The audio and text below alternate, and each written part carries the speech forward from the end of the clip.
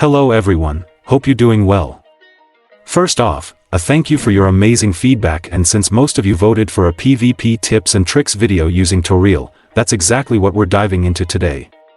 We'll start with a quick review of Toril's abilities and skill tree, then I'll guide you through building your attack presets, show you how to use them effectively in battle, and even share tips on defending against these setups. And don't forget, at the end of the video, I'll be announcing the 7 lucky winners from the last giveaway, so good luck to all of you.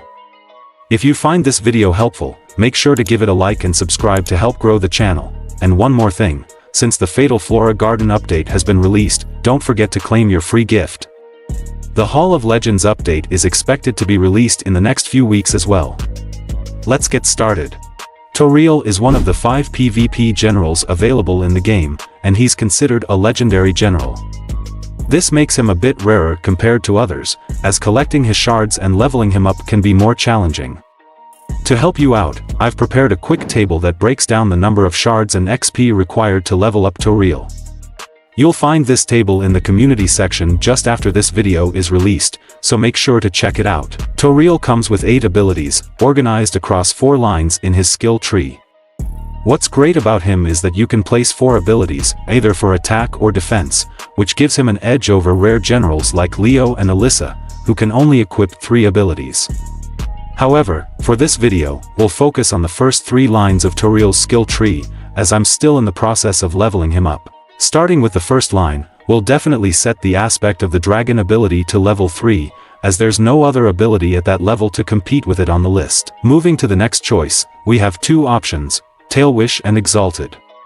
The Tail Wish ability allows you to kill 1.5% of all melee defenders, activated every 3 waves, as long as the total number of units in your attack exceeds the enemy's wall defenders. For example, if the enemy has 5,000 units on the wall, with 3,000 of them being melee units, and you send an attack of 15 waves, this ability would be activated 5 times, allowing you to kill around 225 of the enemy's wall units. On the other hand, the Exalted ability gives you a courtyard attack bonus, which is based on 0.1% of the number of enemy units you kill on the wall, capped at 15%. So, for example, if the enemy has 5,000 units on the wall and you kill 3,000 of them, you'd get a 3% bonus in the courtyard. In this case, comparing killing 225 wall units versus getting a 3% courtyard bonus, I would definitely go for the Exalted ability.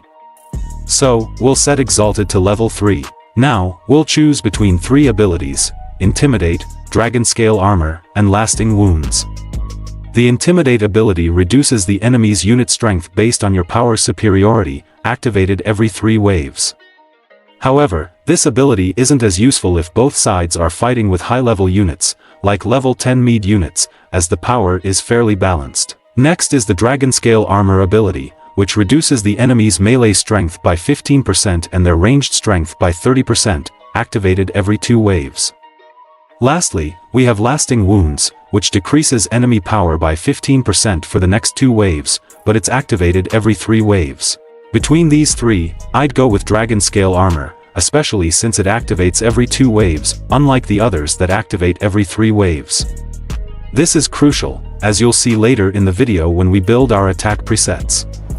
Reducing the enemy's ranged power will be a key factor. Finally, we have a choice between these 2 abilities, Wings Whirlwind and Vengeance. I'd choose the one that reduces the enemy's ranged power by 15% while increasing your own ranged unit strength by 15%, activated every 2 waves. This pairs perfectly with Dragon Scale Armor, and you'll see why later when we dive into the attack presets. So, these are the abilities we've chosen, and you can allocate your skill points in the rest of the tree to progress further, and that's my current setup for Toril's skill tree. Feel free to check it out. Since I haven't unlocked the new tools yet, this tutorial will focus on the old tools. The 2 most commonly used presets when attacking are, using 100% ranged units with Shield Wall, combined with either boulders or breaching towers. These 2 presets are effective when your enemy is defending with 100% ranged units or a mixed setup of ranged and melee units but with a lower number of melee units. However, you might struggle if your enemy switches their defense to 100% melee units or a mixed defense with a higher number of melee units. In that case, to effectively kill a large number of their melee units, you'll need to attack with 100% ranged units but without using shields. Instead, focus on tools that help break through the wall and moat bonuses, allowing your ranged units to deal maximum damage. Coming back to Toril, his two abilities, Dragon Scale Armor and Wings Whirlwind, reduce the enemy's melee and ranged power while boosting your ranged units. These abilities are activated every 2 waves, meaning they trigger on even-numbered waves like 2 and 4. So, we'll use this ability with a preset that doesn't include shield units to maximize the number of melee units killed during these even waves. For the odd-numbered waves, we can switch between 2 presets designed to kill both ranged and melee units. However, keep in mind that the enemy might switch to 100% ranged units in defense. To counter this, you should integrate 2 to 3 waves in the middle of your attack with 100% melee units equipped with boulders and breaching towers. This way, the enemy won't risk losing all their ranged defenders to your melee waves. And that's a quick overview of the 4 presets we'll need, along with some battle reports demonstrating these presets in action.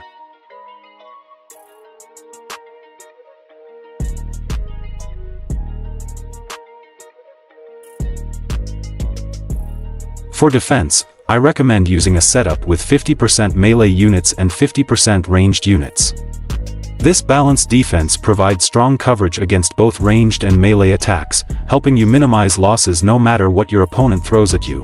And with that, I'll leave you with the giveaway results.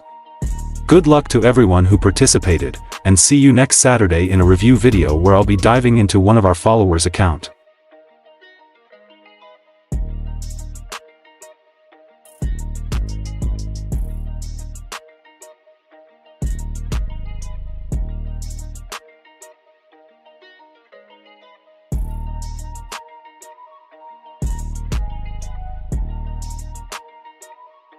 Congratulations to the winners, hope you find this video helpful, and if you'd like to check out more useful PvP tips and tricks, like how to attack other players using only wolves, I recommend to check out this video. See you soon.